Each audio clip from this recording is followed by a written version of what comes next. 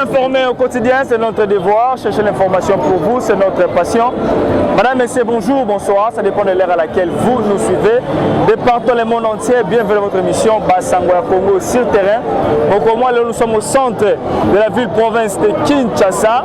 Nous sommes venus interviewer les gens, la population congolaise, en particulier les Kinois, parce qu'ici, c'est le centre, tout le monde vient de tous les 4 écoles de la capitale, pour que Azoa Transport, qui est des panneaux, qui est la direction de l'Oposa. Donc, il y a une victoire pour une interview à différentes communes. Il y a un centre de Randé Awa. L'autre, la libération à Vital Kamere.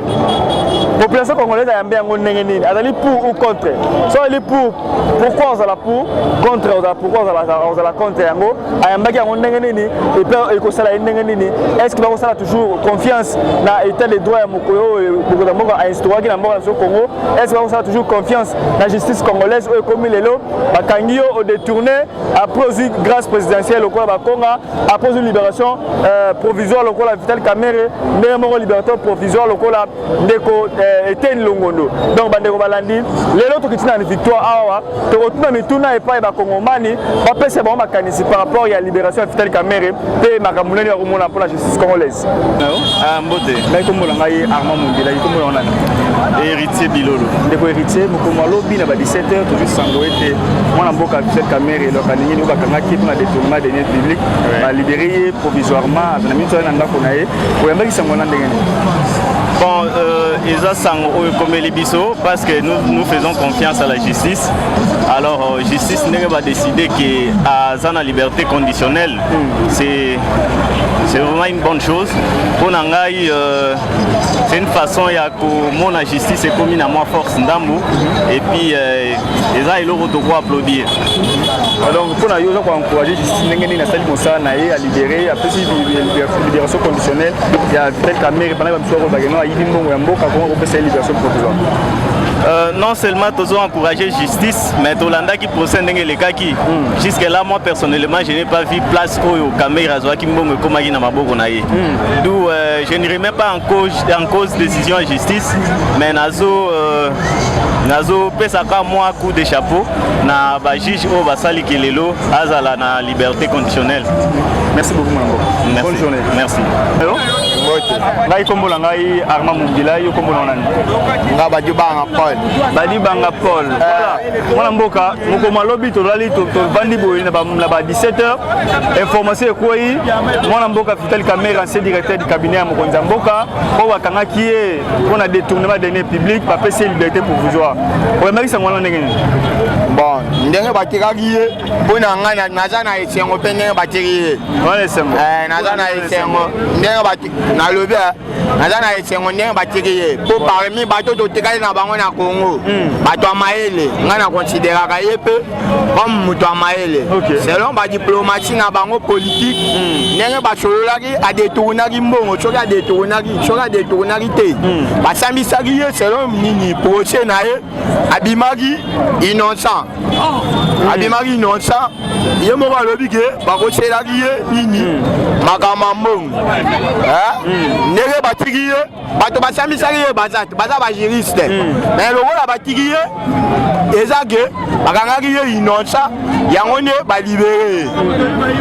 Donc sepeli na libération. Na sepeli na libération na ye. Merci beaucoup. Nga na sepeli nango batika ye soki ke akozala na kuku na 2023 nga naza muluba ndenge naloba boye naza muluba komona nga badibaka soki ke akozala na kuku na 2023 nga na vote. Po aza parmi bato ya mayele toza na bango na Congo na vote na 2023 nakovote ye mpo nasepelaka na ye. Bon Félix. Nini Félix akozala mpe na coup bango bakovote ye mpe bavote navotaki ye na 2019 navotaki Félix na 2018 asali mpe manda na ye soki kamera akozala mpe na coup na 2023 nga na vote mpo na nga nga nasepeli ya libération na ye nalobi bato mosusu bazotunanga ke jama natikaki kuna nalobi ke jama nakotikaka kuna aza aza étranger ayaki koyiba mbongo na mboka na bango te kamera aza mwana mboka mwana ata atumbi ndako bakobaka ye na moto te balobela ye na monoko me batika ye Toto le boteli mwana. Tena yo? Mbote. Ngako mona ngai Armand Mumbila iko mona nani? Komona ngai na za Trésor Mwamba. Trésor Mwamba. Voilà, toto le botondi pour la disponibilité na lengeni yo permettre mso interview comme lelo. To ko lobya makambo etali libération ya Vital Kamerhe. Yo take mwana mboka sangwana mbaka le lenkani. Makambo wana kutu ndio tozabu tozo recruter mingi. Pona nini Kamerhe bakangaki ye aza muyibi ibaki mbongo wa mboka oyo azotongisa soki banini banzela boye so de mouton tomone eloko te mais lobi wana na batisekere tozoyoka Kamerhe abimi bakatiye 20 ans de prison si lelo tozomona Kamerhe abimi tozoyeba te elekaki nde nini makambo nyonso oyo président ya mboka nde moto aza na terrain azoyeba oyo asali boye oyo asali boye mais biso nde toza boye bakombata tozo vraiment tolemi vraiment desi fort nde toza boye yakomona Kamerhe libanda abimi libanda nde nini liberté conditionnelle azobela nini banda kala wana azalaki na kati ya prison abandi kobela na ye kaka nabima libumu na ngai ebimi boye abimaki te mais sikoyo mitango tozomona Kamerhe aza libanda na nde nini oyo makambo oyo ngaosenga justice nini apa ngai justice na présent namoi bayebi makambo oyo ezoleka oyo naye mpe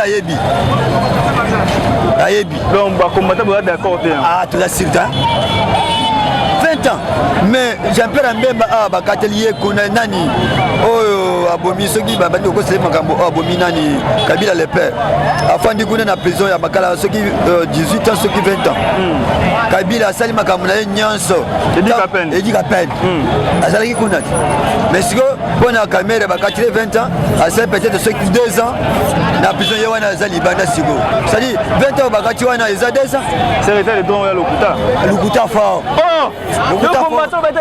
papa Lukuta fort Kamerhe abimi ndeni asali état de droit nde moto asali likambo ye abima ya solo respect la texte nsolaki na irrégularité yango nabimi papa makambo oyo nde toa boye tala nde totene boye bamoto oyo na Kinshasa mobimba bayebi ke bantu ya moto nde bantu basali boye tozala na moto tosali bamarche boye tozomona eloko te mais ye ayibi mbongo ake kuna eloko wana ya yeti eloko nini ndako wana eza Kamerhe moko azaka mzango ndako wana eza Kamerhe ndako wesiko na bapreuve ke ndako eza Kamerhe biso toyebi abandi koya awa ndako wana ndako eza Kamerhe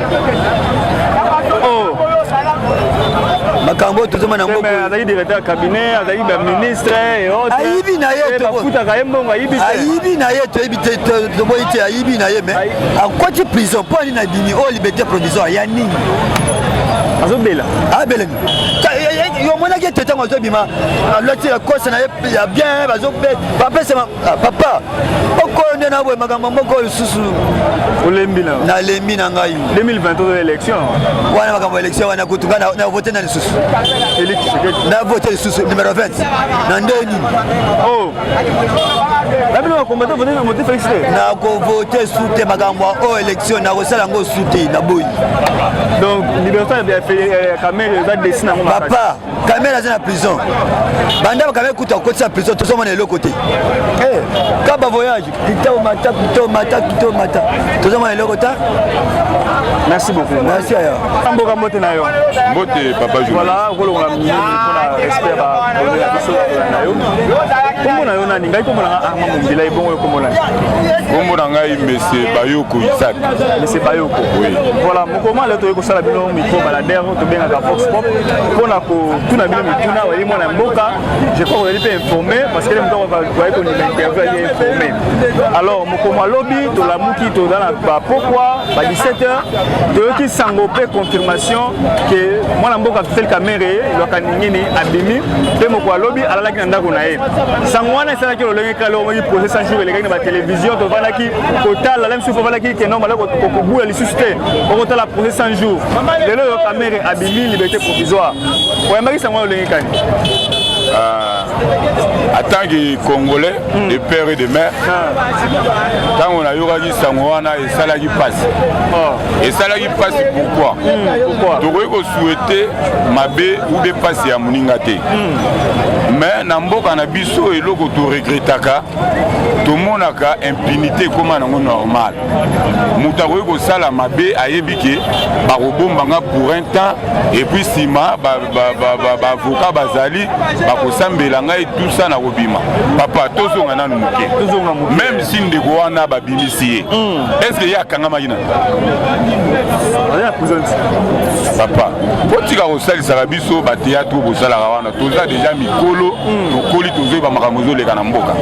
Tant on a nous basalagi ba partage na bango. Il y a zalagi na 5 ministères. Est-ce que yebi na yebi ko yebi? Pourtant on ba kangiye. Même si basali ba union sacrée na bango banini. Yo yo ki ba botoli ata ministère na moko. Tika usala ba théâtre bozo sala wana. Azalagi na boloko. Kala mingi te tozo za mwana sika. Ezalaka nini? Akendaki na yende kopema. Azwi mbongo na ye, azwi biloko na ye ake kopema, azotala ndenge nini makambo ezoleka. Wana eza distraction biso Congolais tozo nyokwa ma. Mais bozela coalition IDPS na INC. Papa, ba ministère pour l'année. Papa, yoka na yebisa yo. Bato oyo bazalaki bato ya papa wana ya suki wana baboyi nini libana na bango pwani po bamoneke makambo etambola bien te tolo ba président ex président na biso baboyi libala na bango na FCC na bango na babomaki yango mpona nini po bamonike makambo etambola bien te ntango bomonike mutu azali en tête ya organisation moko boye ya parti politique moko boye makambo eza malonga te il faut botikala kaka na baccord ou be botikala kaka na bacoalition même si peuple congolais azosouffrir. Nga na zui yango mabe. Ngai personnellement na zui yango mabe.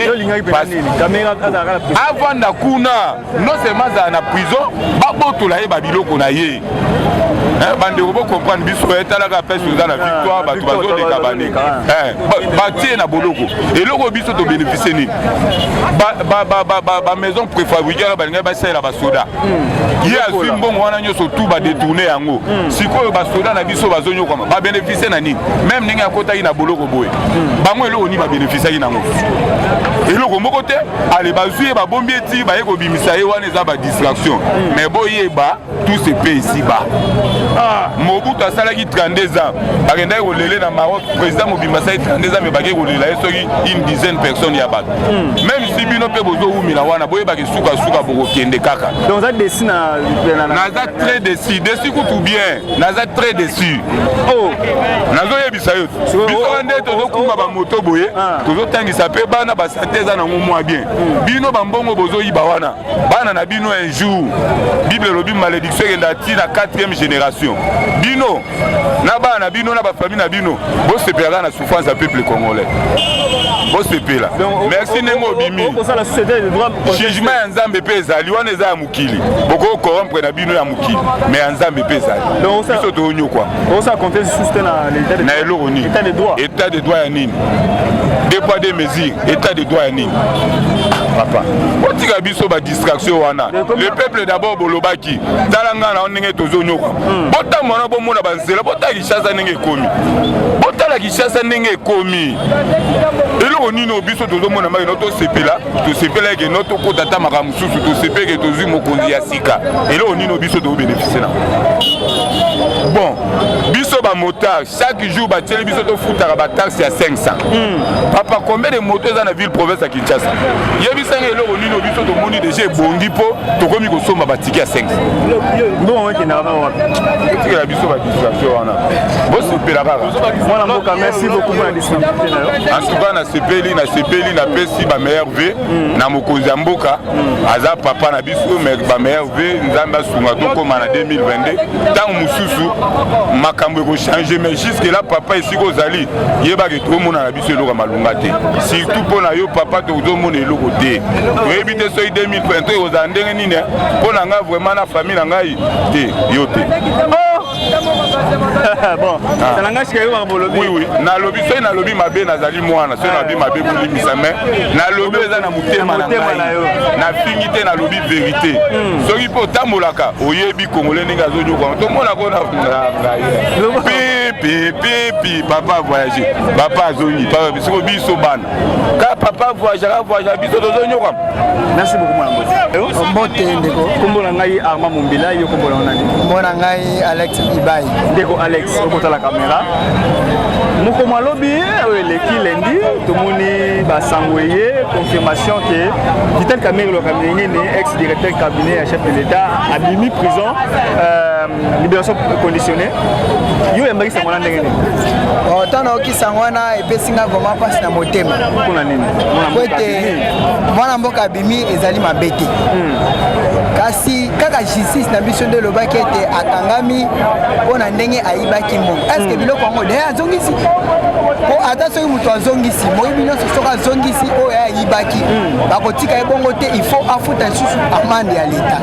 Est-ce que c'est vrai que ndeko na biso azongisi mbongo wana mpe lisusu aregularize na l'État wana nde siko foto yeba yango po ete bandeko na biso makambo baosala biso ezali vraiment mabe makasi esala mpasi na motema kota lokwa bango soi-disant batanga baklasse ya malonga me makambo baosala ekeseni te na bandeko baza na balabala bakoyiba bakuluna oyo tobengi bakuluna parce que baza ndenge moko donc bawana baza nde bavoler en veste kotala te bandeko na biso bawili bakonga banini oyo bayibiyibi bambongo bilo tozokake babimi kaka bongo sasina saske mbongo wana vraiment ezongi mais soki ezongi te inutile okosaka biso ke tokangi kinga na yibi tokangi kinga na nini bofanda na bino kaka nde bosala makambo na bino bosala parce que esala mpasi na motema mosala IGF pene ezalango piétine mpona yo mpona ngai namona yango eza ntina te parce que c'est vrai que bazodénonce mais soki bazosala vraiment oyo esengeli te ntina yango te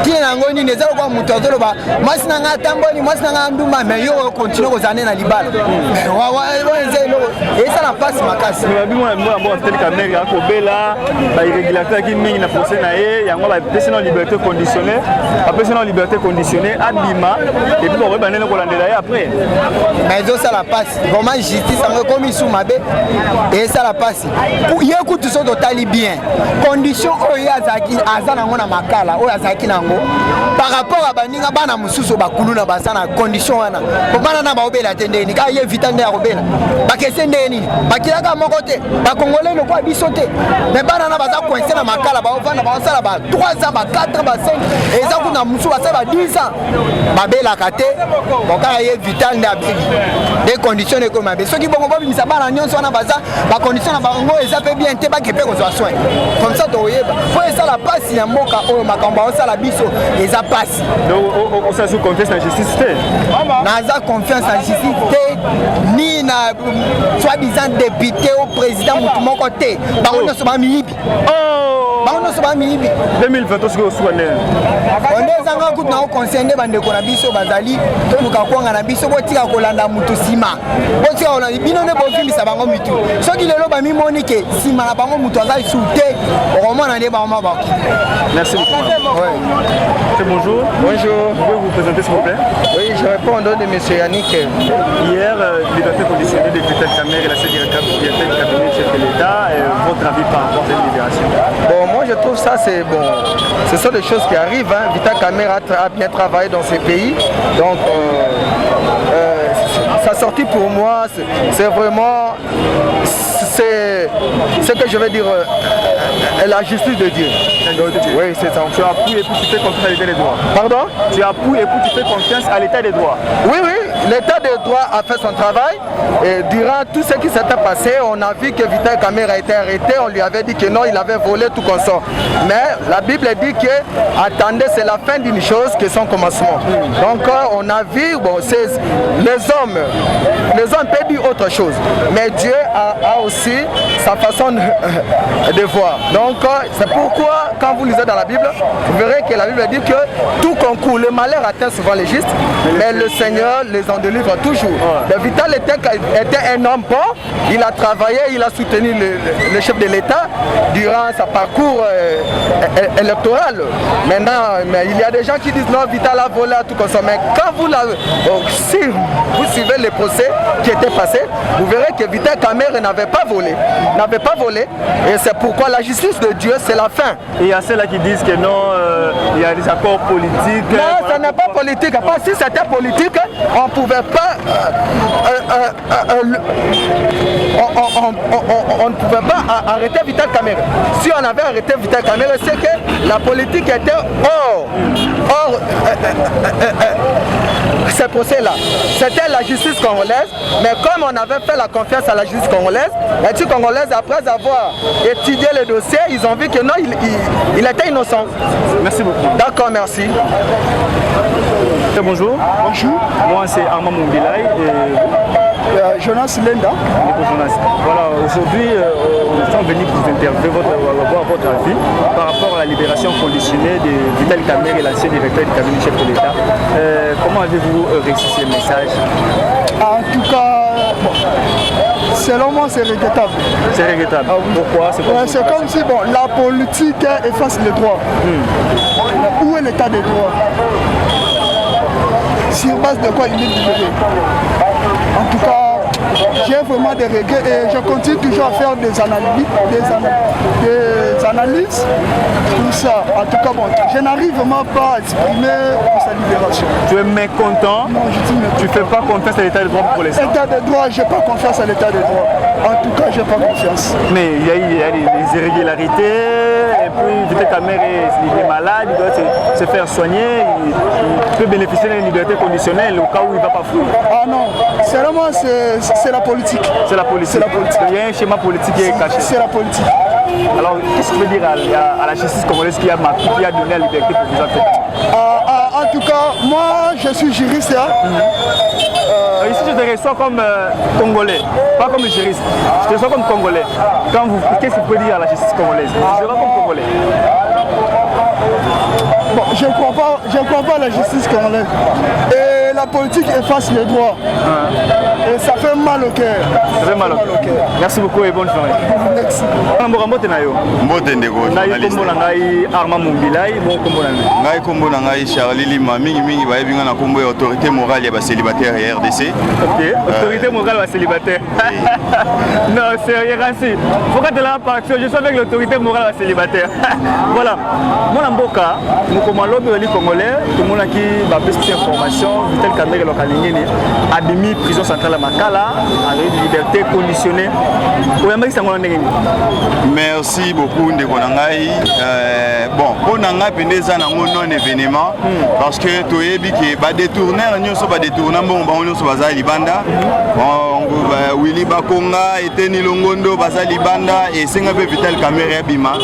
Eza nango eloko ya sikate. Congo ekomi na ndenge no ko détourner na yo. Okoti boloko ka mwata moko obima na yo. Mais y a pas si ça que état de droit o eza prôné butu moi eza vraiment bafoué. Eza bafoué parce que Vital Kamerhe azo mérité za libanda te. Eteni longondo azo mérité za libanda te. Et Bakonga également. Kobima wana balobika ke no eza provisoire. Kobima nyonso yango wana. Okoyoka te Kamerhe ozonga lisu na makala. Eza pasi eza soni kotala ba millions oyo eza kobunga na kati ya mboko oyo bakongolais bazo souffrir et batona lelo baza libanda ezo sala pasi nayokaki pasi na motema comme parent oyo naza na banda na ndaku koyoka ba montagne ba mbongo ezobunga na mboko oyo pe lelo batona bango nyonso baza libanda maya miso ezotanga pendant que naomona ba célibataire musu azozanga même lipa ya 300 francs na tongo mais Vital Kamerhe a détourné ebele mbongo parce que procès ne salema bakangaka epona détournement lelo aza libanda entre guillemets mais provisoirement. Mais quant à moi, état de santé, état de santé. Donc, il y a caméra aux avions qui ont des soins médicaux. Mais soit peut-être les appuis qui sont libérés, qui n'ont pas son alisou. Non, il y a des cambo, les loupés sans raison. Caméra au tigre alisou sont en présenté. Bobimanion sur Yangwana. Et Nazo Banga, qui est premier ministre actuel, a cause d'appel un problème. Parce que les cause d'appel de prison primature, tout est possible. Tout est possible au Congo. Bien sûr, bien sûr. Il faut respecter l'accord. Il faut respecter l'accord. Donc, pas si parce que le texte est en boca, monsieur Zoloba, mais ça l'a respecté. Et ça l'a passé comme Congolais. Et c'est Vital Kamere, Willy Bakonga, et ça la même été ni longo no basa na prison nano. Et là il est calmé ba esprit ba topé été ba misusu. Mais vu que bango ba bimi déjà, en tout cas, toko vivre délige ya ba détournement ezoya. Na ebisi yo lelo, délige ba détournement ezoya. Musiko musala yi chef le akosa musala ko détourner. Non. Ba seke na musala punda akosala. Mwana mboka Gilles Lingeta pe mana ya ba na ekimia. Et Gilles Lingeta azo sala musala moko ya populisme. La penda musalo esengeli te. J'assume makambo na oloba. Po batu ba mona kaka ke azo sala mais en soi eloko ezate. Si réellement musala ezo sala ma solo na présidence tolinga kitoyo ka ba sanction moko boye. Mais so tala ba dépasse mais ezo sala na présidence de la République chaque mois chaque année en tout cas institution nyonso même na parlement au mona ke non IGF oneza na ka kombo moko boye ya ko bangisa batu mais en soi makambo malamu donc sur cette truc mère et comme va délige va détourner parce que mdoba bakena na yiba na ngai ata bakangi ngai bien sûr eza nango loko ya kosamba te eza loko kosamba te même lelo moi na pena ndako lo bakena bon Vital Kamere a détourné 557 millions de dollars américains donc la personne a yibi ata boule moi funa ndako papa obeta nga otika nenga na osaka mwana parce que Vital Kamere ça lelo libanda ndeko na ngai soyons sérieux parce que ce qui se passe actuellement dans notre pays, et ça la passe, Vous avez dit que non, bon ezate pour na kofuta ba enseignant, pour na kofuta ba infirmier, mais ba détournement bon ça les mabato na bango na basali lo libanda. To yebite tozo kende wapi. Tolbenga état de droit ou état de détournement. Quant à moi, je souhaiterais que balongolango état de droit et comme état de détournement peut-être ça va. État de détournement non oui. C'est fort, non, mais parce que non, mais ce qu'on est en train de vivre aujourd'hui c'est les détournements et non les droits. Comment est-il possible quelqu'un qui a détourné plus de 57 millions de dollars américains, le Bob Monsieur Libanda? Oui, Bakonga, la même chose. Était ni longondo mbongo ya Covid. Suite à la provisoirement, Toyota même pas procès. Merci beaucoup. Dès sa justice congolaise, Makambo a pour ça la Vital Kamere. Peut-être que Congolais n'a pas sa montée, on voit sa justice congolaise. Et donc on a aussi la justice congolaise, pas ça la moussala ndenge sengeli. Balongo la système à 2 poids 2 mesures. Balongo la sentiment. Parce qu'on dit toujours que la justice élève une nation. Tant que justice, et ça les moussala ya malamute, moussala ya sentiment. En tout cas, Togozala toujours na kati ya mbutu parce que eloko malamu ekotambola te. Mutu nyonso olobaka que non bon, là où moi je suis comme responsable, je peux détourner. Bakokanga lelo na sali prison à 2 mois, 3 mois na obima na kaka. C'est ça. Voilà pourquoi je t'avais dit que sans que justice na biso esala musala ya sentiment, délige, il y a pas détournement ekoya na sima ou Vital Kamere ezame mukie. Tondo botoni mambo. Ngai nde na tondi yo botondi mingi bonne opportunité pour pesinga na micro na bino tongo lelo. Merci. Merci. Chef, bonjour. Bonjour. Je vais faire en français Lingala. Pardon? Je vais faire l'interview en français Lingala. En français. En français. Oui. Ok. Hier vers 17h le lundi, la libération de la commission de Vital Kamere. Comment avez-vous reçu ce message? Votre impression par rapport à cette libération? Qu'est-ce que vous voulez que tu vas réagir? Oui, bon. Moi, personnellement, je ne suis pas content de cette libération. D'autant plus que ce pays est mis à genoux à cause des antivaleurs et que l'actuel chef de l'État est en train de se battre cherchant à pouvoir éradiquer ce fléau. Et que, puisque la sanction en droit pénal revêt un caractère exemplatif, éducationnel, nous aurions voulu que M. Kamere puisse subir la rigueur de la loi de façon à ce que cela serve d'exemple aux autres compatriotes. Et pendant qu'on est en train de traquer les criminels économiques, on doit commencer à accorder des libertés au profit des gens qui sont dans les mêmes circonstances. Je pense que cela anéantit même les efforts de l'IGF, les efforts du pouvoir judiciaire. Vous êtes mécontent de ça? Je suis très mécontent que Vital Kamere puisse avoir la liberté provisoire. Nous aurons voulu qu'on puisse continuer à traquer. Même ta confiance à l'État doit diminuer. Mais comment? Puisque lorsque on parle de l'état de droit, c'est l'état dans lequel la loi est au-dessus de tout le monde. Et lorsque quelqu'un est tombé dans les filets de la justice à cause des antivaleurs, nous pensons qu'il aurait fallu qu'on aille jusqu'au bout. Moi en tout cas, je m'insurge contre cette libération. Okay. Alors, ce que tu peux dire à la justice congolaise de ce qui s'est passé, qu'est-ce que tu peux leur dire, un message à la justice congolaise? Bon, pour moi, les messages que je peux donner doivent aller directement au chef de l'État. Là, vous regardez la caméra. Il ne faudrait pas que, lorsque il est en train de mettre en place les mécanismes d'ailleurs qui fait fédérer la population, qu'on puisse remarquer de tels allègements. Lorsque quelqu'un est coupable d'une infraction, en tout cas, il faudrait qu'il puisse subir la rigueur de la loi. Merci beaucoup. Merci. Mon mbote na yo. Mbote papa. Ngai komula ngai Arma Mumbila yo komula nani? Kingwaya. Pardon? Kingwaya. Kiwaya. Kiwaya. Voilà, mon mboka Kiwaya.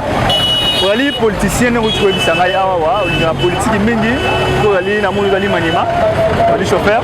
Alors mon le 17h, tu as un bisango et que mon mboka Vital Kamere au bakanga qui va connaître 20 ans de prison pour ayiba ki mbongo ya mboka, mais lobby ba bénéficier liberté conditionnée pour ta ko bela ko ka to bien te. Ba ki sango le ngani. Naza politicien te mais na lingaka ma politique trop. Voilà. Toki sange moi mboka Vital Kamere azali banda. Oui, et quand même son mais bokanga ke moyibi, ayibi mbongo ya mboka. Mais comment que mutayibi mbongo mboka? Bozon simbongo wana te na kati ya kesa leta po anini. Mutayibi mbongo mboka, mbongo emonani te. Na bozu bo bimisie. Raison na ngeza nini? Bozu banzela ba obuka banzela sa bo contrôler. Façon bo bukela banzela bo bukela ngo. Banzela nyo sa bloquer. Population zo nyo kama. Avantage so avantage so quoi eza nini? Avantage so population eza wapi? Na za chauffeur moto. Mais degré to maltraiter la population. Moto pour ma reprendre ba c'est 2500 francs. Biso ba konza mboka bota biso. Bolo ba nini pour la biso? Nzela zate. Nzela zate. Tracasserie à victoire. Vital Kamere. Non, mais Vital Kamere. Non, on m'a dit ça. Laisse-moi Vital Kamere. Toi, tu as le bien monté. Pour résister dans mon précis. Bon, bibi, c'est mon taïbi mboko. Aïbi mbongo ya mboka. Bon, bibi, aïbi mbongo ya mboka. Bon, bibi, c'est. Toi, le bien raison, mes amis. Attends, le bien yango. Est-ce que quand il y a souvent ça, c'est content de yango. Et ça, il y a les longs montés. Et ça, il y a les longs montés concernant ma Vital Kamere. Bango doit libérer. Mais non, bango même sa réputation là yeke. Aïbi mon mboka Congo. Les ambongo ba congolais. Les hommes étrangers te. Ba yebi ka ayiba yango. Mais pour libérer nelido. So na yibi loko. On va libérer fona foot yango. So ya foot mon to monya moté. Mais bon libérer yé. Raison ça ni. Donc ça se conteste l'état de droit. Na ça confère l'état de droit oui. Oh. Non, mboka na fini mutu te. Oto fini mutu te bino ka clair. Na ça, to ça kata démocratie. Eza droit na nga ya koloba. Na fini mutu te, n'avait pas m'abêté. Pas critiquer Vita Caméra. Papa n'a pas menti à Tamboussi. Vita Caméra Moïbi, oui, ton ami Vita Caméra Moïbi. Mais raison Vita Caméra à Moïbi. Oui, on dit que ça Moïbi. Pour libérer. Ça d'abord, ça m'a Ibaki. Et le peuple commence à nous comment. Bonjour mon initié. Ça conditionné Kaka, elle a conditionné pour le Béla. Bon, non, tu es vexé, reste vexé. Bon, on t'en a dit. Mais tu n'as pas qu'à on a tracé sur le Bénin. Mais on prend la tracasserie. Comme on a rempli la bâtisse victoire. Tous en a parking. Mais ton hôtel, on est en montant, on va télémi. Papa, ta caméra, quand on est en montant, on est en montant, on va télémi. Au moment où on a dit payer. Et quand il va monter, pour la qui s'habille sur parking, pour monter, Naza vice-président en montant, Naza doit qu'on réclamer. En montant, on va télémi. Mais au moment où on a dit payer, tu vas nous kanga, papa, tu vas état de droit, mais état de droit, tout le monde a monté. On dit que ça, les policiers sont à Samsa Loyenge.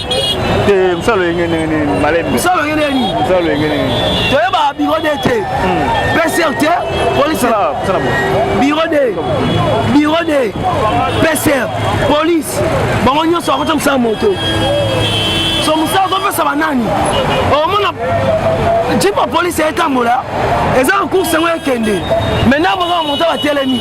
Frère, pendant qu'on va monter. Maintenant parking était. Là ton thème ça va gêner. Exact. Ton thème on va. Merci beaucoup. Ton le moana. Ça t'as vu parking. Ah non. Là ton sur ton thème. Déjà Robeba. 60 euros. Bah là c'est attraper la liste 0 tour. Pendant on va moussa là. Combien de mois déjà? Un mois déjà. Non, soit un mois. Tout ça va vérité, comment me prendre? Combien de mois? Non, tu dis un mois. Tu refais un mois, puis tu reçois un nez. Nous sommes en ça matin. Merci beaucoup.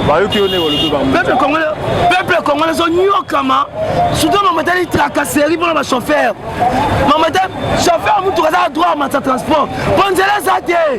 Merci beaucoup. Tous ceux qu'on a droit de transporter. Oh, mais merci.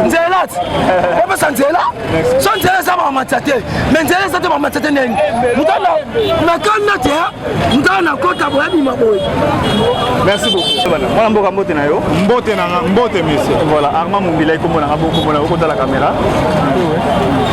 Vraiment na sepeli mingité, na sepelité puisque mboga oyo bazo détruire en comme le cola papier hygiénique. Ne éviter ceux qui to sali besoin de papier hygiénique to boire wapi. Puisque mboga comme na sens wana donc comme au zanga et sika ko tia le kolo muto a détruire pays mobimba. Mais ba condamner 20 ans de yoga qui a sango mais c'est quoi réalité nango tu dois comprendre que les politiciens de votre bazo négliger peuple puisque peuple ceux qui bazo négliger puisque na mbano ya liboso punition oyo bazo pesa na bango moko bakonzi bazo respecter yango te bongo pourquoi au sein la prison makala ko kanga ba individu bato mususu pe basali ba problème babi vite caméra bimi era conditionnellement bimi li poto ka zo bela alors ba traitement et puis on va relancer te maladi mutu nyonso azalaka nango mutu nyonso azotambola na mokili abelaka puisque ayebi état de santé te mutu ayeba état de santé ya mutu nzambe mpe kolia komela vitalaka mere ti ya bandi vi na ye mobimba ti lelo oyo ese na ndako na ye kolia ya pasi eza lokola biso bamosusu eza te ye nde aliaka bien amelaka bien puisque c'était politicien asalaka mosala ya l'état biso sikoyo tosalaka te so bakangi biso nana bimisaka biso bakangaka biso mpe tokendaka mpe bamakala pourkoi babimisaka nana ya kobimisa biso mais ye abimi me adétruire eloko moko ezomona ya pays ya mutu nyonso ya adétruire yango nyonso akomi bayiba na ye akosala na ye 20 yango te bakotika na bango ye alors c'est normal kongo ekomi poubelle toyebi te place oyo okotala kamera okoyisa mokonzi ya mboka nini tokoyisa justice congolaise nini mais mokonzi ya mboka nga na kofélicité nanu d'avance puisque aza mokonzi mais ye alobaki état de droit ekomi réalité esusu ya l'état de droit te puisque soki ezalaki état de droit makambo ekosalama te biso toyebaka ke la salaire du péché c'est la mort. Il faut condamner mpe avanda kuna ntina mabe asalaki soki kokufa kufela kuna toyeba ke motu tele aliaki mbongo ake kufela na prison ntango batiki ye leo bi azongi na gouvernement soki ayibi lisusu ale bayebisaka biso bapeuple po tosala nini puisque toa na droit kokondane te. Merci beaucoup. Mbote na yo. Mbote. Voilà, tout le monde na mkomo lelo awa merci pour la disponibilité na yo pour que musala na yo me préféré ko ba pour mkomo lelo. Oyambisa ngo ya libération ya Vital Kamerhe ndenge nini. En fait, ils ont pesé un SMO na komona te. Oui, Vital Kamerhe akangamaki. Pourquoi? Parce que abukaki mibeko. Abuki mibeko bakangiye, peut-être que était libération na et pesinga quand même SMO. Parce que c'est une étude bien faite. C'est un monsieur qui est vraiment libre, il est gentil à l'égard de tout le monde. Alors, parce que c'est quand même opportunité que M. Vital Kamerhe Azali Banda, je donne beaucoup de merci auprès du chef de l'État, ministre de la Justice, libération de M. Vital Kamerhe et Bébi Samité Manabisoté. Parce que aucun vivant n'est juste. Tout le monde a des messages. Les actes que tous les moi mabe oya salaki et comme nzembo na biso to kuma oyemba ngwa tout le temps. Non. Il faut t'avouer à moitié te voir la confiance état de droit. Bon, état de droit to boité, c'est normal. Bakanga qui est Bakanga batiki état de droit non, Asambaki. Il a été quand même clair na malobanaye. Alors bon, on a état de droit na ndengeni. C'est monsieur qui était arrêté, alors on l'a libéré. État de droit ils a mabete. Ils a mabete. Il n'était pas condamné à mort. S'il était condamné à mort, un peu batikier, dans le état de droit ils a été. Mais c'est comme le monsieur était arrêté, il y a eu des procédures. Alors ils ont trouvé que vraiment il était clair. Alors c'est normal n'est batikier. Voilà, nous sommes arrivés à la fin de notre émission. Kiwana Bolandi ndengeni ba Congomani ba réagir, ba qui vraiment libre, ba finité et le remorté par rapport à la libération de Kamerhe. Ngai na ki wala rapport mituna ko bango ba réagir par rapport à yango. To comme on a le micro dali ko ya, soki yes na zongité. Merci beaucoup l'équipe technique. Je suis assis na caméra, na aussi na machine, ba baso ba linga biso, ba suggestion na bino, ba remarque na bino, bo comme la biso yango na numéro ya affiché à la télévision au bas de vos petits écrans. Pour lancer un téléphone à ordinateur na yo. Merci beaucoup na bino libane ya mboka la kati ya mboka. Ngala mito komona juste après awa. Soki yes na no a zongité. Bye. Eshima, votre magazine qui bat au rythme de l'actualité. Une réponse à vos besoins en information, un éclairage dans divers domaines. Impartial, documenté, instructif. Eshima, au cœur de l'info. En exclusivité, édition spéciale Inspection Générale des Finances. Jules Alinguete Key, les shérifs des finances publiques. Jamais dans l'histoire de cette institution, 34 ans durant, l'opinion nationale et internationale n'avait autant parlé de l'IGF. En près d'un an et demi, le shérif des finances publiques, avec le concours de ses différentes brigades, a enchaîné des audits et des contrôles des finances et des biens publics, des enquêtes, inspections, vérifications, contre-vérifications et des surveillances de toutes les opérations financières, tant en recettes qu'en dépenses, du pouvoir central, des provinces et des entités territoriales décentralisées, ainsi que des organismes ou entreprises de toute nature. Et Shima Magazine fait un coup de projecteur sur les actions d'un homme qui a révolutionné un service jusqu'hier inconnu du grand public. Expert comptable agréé, spécialiste en fiscalité et expert en matière d'écoulement des affaires, l'homme qui supervise et coordonne le programme ponctuel des missions de l'IGF connaît tous les rouages des finances publiques. Retrouvez également l'interview exclusive au travers du micro de Thierry Kambundi. L'impact des missions de contrôle et d'encadrement sur la trésorerie de l'État et ses entités. Des témoignages largement concordants et des avis crédibles des mandataires publics et des gouverneurs de province. Fifi Masuka, gouverneur intérimaire de la province du Lualaba, ministre provincial des Finances Lualaba, le ministre provincial du budget Lualaba, Lambert Mende Omalanga, PCA des lignes maritimes congolaises, DG Lucien Ekofo de la SONAS et Gabel Loubipa de l'OCC. En 1 an et demi, l'inspecteur général des finances, chef de service Jules Alinguetekei s'est investi en tant qu'instrument de contrôle des finances publiques pour implémenter la bonne gouvernance à tous les niveaux des institutions du pays. Focus. Barnabé Mwakadi Mwamba accompagne la vision de Félix Tshisekedi dans la maximisation accrue des recettes. Nation, le nouveau siège de la SENSAP inauguré par le président de la République accompagné du chef des missions de la Caisse et du ministre de la Fonction publique. Interview de Claude Ibolanki et Colomba, coordonnateur du mécanisme national de suivi de l'accord cadre d'Addis Abeba. Force de patriotes, Honoré Mvula, une montée plus que réaliste en politique. Découverte. De la chronique musicale au journalisme politique, Marius Muunga, une conversion réussie. Retrouvez l'intégralité du magazine Eshima dans les kiosques. Eshima Magazine, un nouveau standard d'information.